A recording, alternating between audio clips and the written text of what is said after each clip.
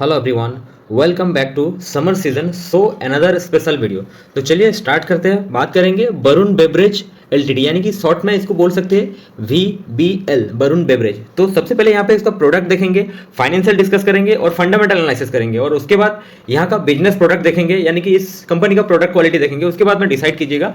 आप अगर इन्वेस्टर है तो डेफिनेटली आपके लिए बहुत फायदेमंद साबित रहेगा। यहाँ पे मैं बताऊं, जो सारा एनालिसिस करेंगे वहां से निकालेंगे, निचोड़ निकालेंगे प्रो एंड कॉन्स, यानी कि जो भी पॉजिटिव पॉइंट यानी कि नेगेटिव पॉइंट। तो चलिए स्टार्ट करते हैं। यहाँ पे सबसे पहले अभी कुछ टाइम से देखेंगे कि एक महीने के अंदर में लगभग 23% का रिटर्न दे दिया। डेट यहाँ पे देखेंगे 28 फरवरी टू 20 मार्च, यानी कि बोल सकते हो मार्च मंथ के अंदर 23% रिटर्न दे दिया। भाई लार्ज कैप कंपनी है, तो इसका मार्केट कैप देखेंगे 1,82,000 करोड़, 1,82,000 करोड़। तो एक लार्ज कैप कंपनी है। ऑलरेडी कितना डिस्काउंट मिल रहा था यहाँ पे देखेंगे, हाई से एक्चुअली क्रैश हुआ था मार्केट, क्रैश ही बोल सकते हैं, करेक्शन बोल सकते हैं, जो भी बोल सकते हैं। भाई रियलिटी यही है, यहाँ पे प्रॉफिट बुकिंग हुआ तभी जाके क्रैश हुआ। तो 3 जनवरी से लेकर 28 फरवरी 2025 तक कितना परसेंट का यहाँ पे क्रैश हुआ था? 33%। तो जब यहाँ पे बिल्कुल क्रैश हुआ था ना, नीचे आ गया था ना, जब नीचे हर किसी को बाय करने में डर लगता है ना, तो भाई जो स्मार्ट इन्वेस्टर है ना, स्मार्ट प्लेयर है, जो मार्केट का अच्छा खासा समझ रखता है, नॉलेज रखता है, जिसको लंबा एक्सपीरियंस है, 5 साल 10 साल का एक्सपीरियंस है, तो वो भाई यहाँ पे बाय कर लिए। क्यों? क्योंकि उनको पता है कि आने वाला दिन समर्स वेकेशन है, मतलब समर सीजन है। समर सीजन में इसका प्रोडक्ट ऐसा है कि हर कोई पब्लिक यूज करना चाहता है। जैसे जितना गर्मी बढ़ता है हर कोई यूज करना चाहता है। तो चलिए यहाँ पे पहले सबसे पहले प्रोडक्ट देखते हैं। तो बता दूं, यहाँ पे स्टॉक मार्केट में जिस किसी ने भी गिरावट में बाय किया है, भाई वो शॉर्ट टर्म में भी प्रॉफिट बनाएगा और लॉन्ग टर्म में डेफिनेटली प्रॉफिट बनाएगा। और गर्मी का सीजन में इसका प्रोडक्ट सेलिंग बहुत ज्यादा बढ़ जाता है।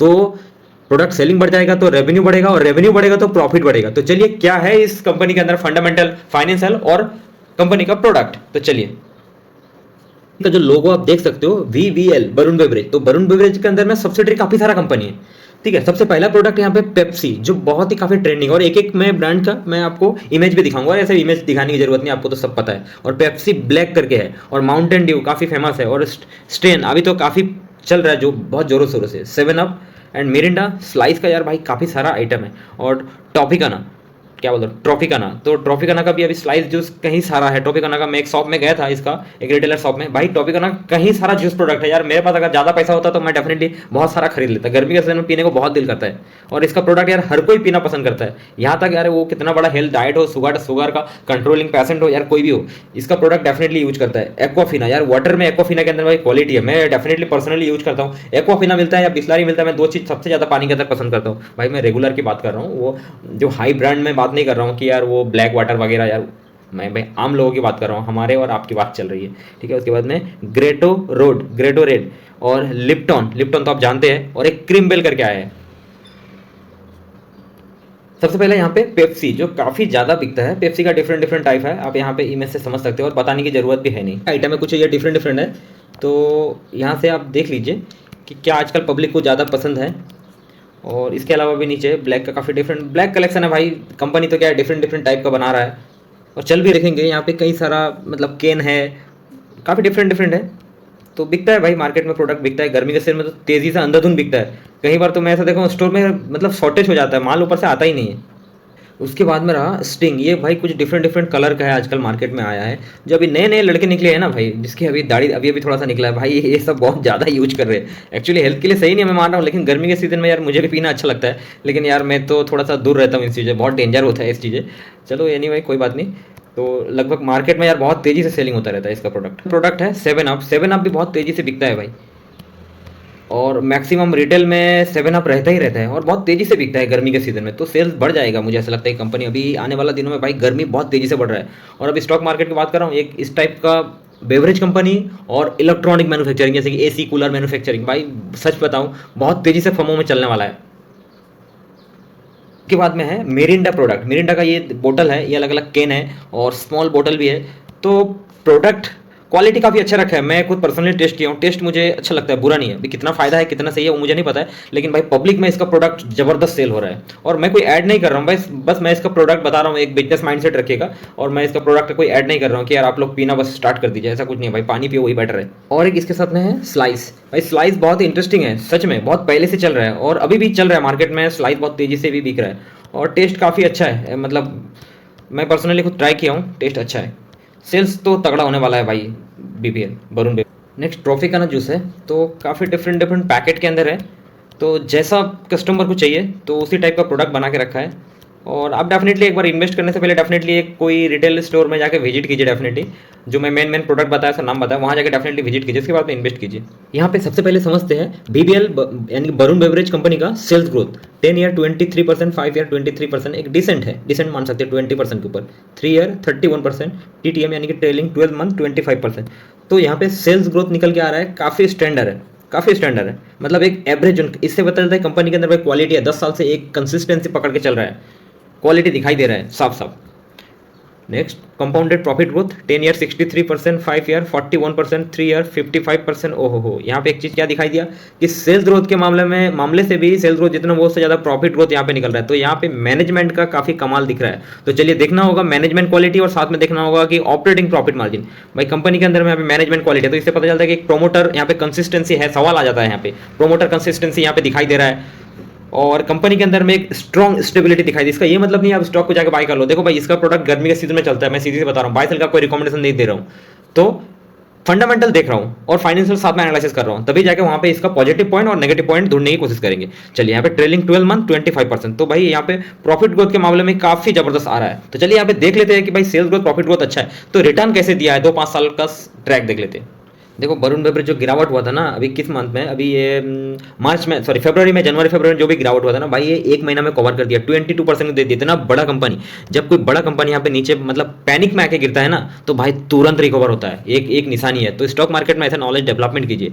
तो नीचे जब कोई नहीं बाय करता है ना, स्मार्ट प्लेयर ही है तो होता है यहाँ पे बाय करें। यहाँ पे जो प्लेयर सेल करते हैं ना, जो स्मार्ट प्लेयर होता है वो हाई में सेल करते हैं, तो वही स्मार्ट प्लेयर यहाँ पे बाय करते हैं। और फिर यहाँ पे शॉर्ट टर्म में अगर मार्केट में ज्यादा पैनिक माहौल रहता है कि भाई मार्केट में अभी बहुत बुरा कंडीशन है, कुछ भी हो सकता है और बैड न्यूज आ गया, तो वो यहाँ पे शॉर्ट टर्म न्यूज में यहाँ पे डेफिनेटली थोड़ा प्रॉफिट बुकिंग करेंगे।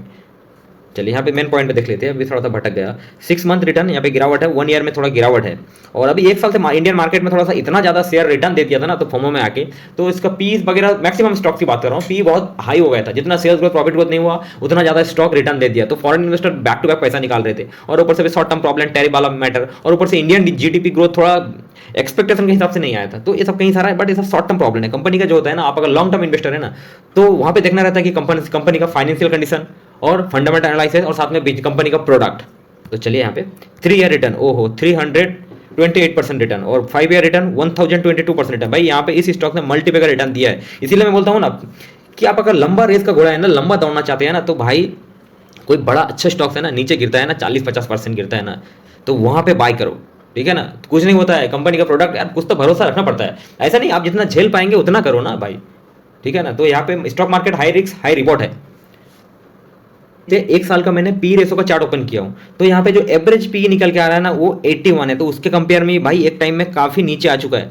देखो नीचे आया था और यहाँ पे फिर शेयर ने यहाँ पे बाउंस बैक किया। देखो अभी इस महीना में क्या हुआ, अप्रैल मंथ में क्या हुआ, जो अच्छे अच्छे क्वालिटी स्टॉक्स हैं, मैं फिर से बता रहा हूँ, अच्छे अच्छे क्वालिटी स्टॉक्स हैं ना, जो फोमो में गिरा था, कंपनी का कुछ नहीं हुआ था, तो वहां पे वो ऑलरेडी यहाँ पे रिवर्स कर दिया है।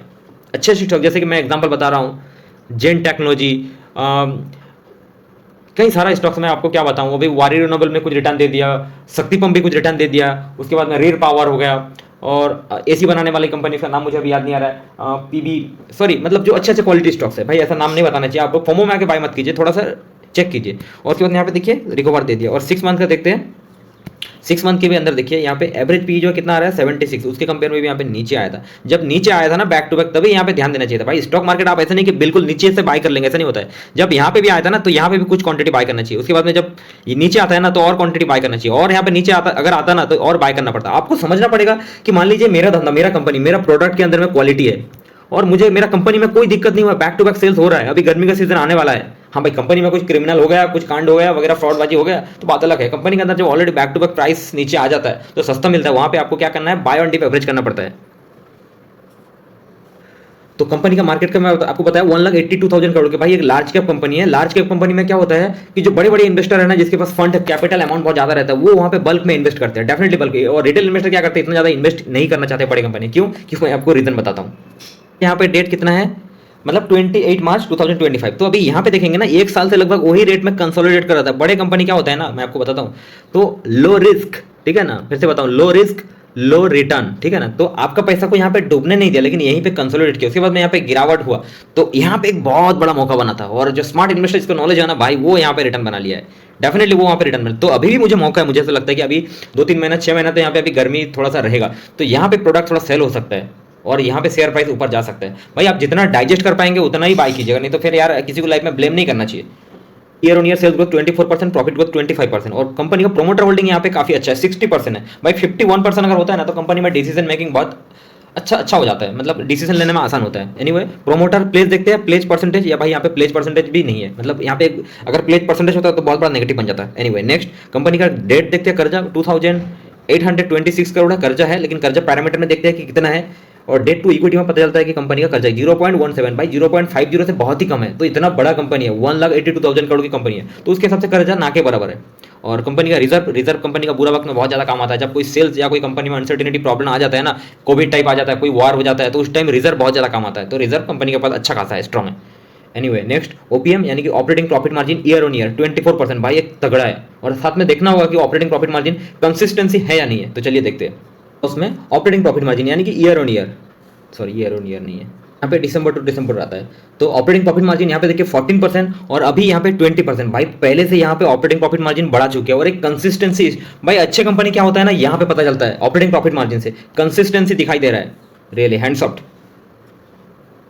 वाकई में जो बड़े प्लेयर होते हैं ना, वो पैसा कमाने से ज्यादा पैसा को यहाँ पे कैसे स्टेबिलिटी रखे, बहुत इंपॉर्टेंट है भाई। ईयर ऑन ईयर अगर 15% भी दे देना, किसी के पास 50 लाख 1 करोड़ 5 करोड़ है ना, तो ईयर ऑन ईयर 15% भी दे देना यार, उनके पास वो उनके लिए तो बहुत, और साथ में अगर साथ में स्टेबिलिटी हो कंपनी के पास, तो बड़े फंड इसीलिए यार इस जैसा कंपनी में इन्वेस्ट करना पसंद करते हैं। तो चलिए देखते हैं इसका शेयर होल्डिंग पैटर्न।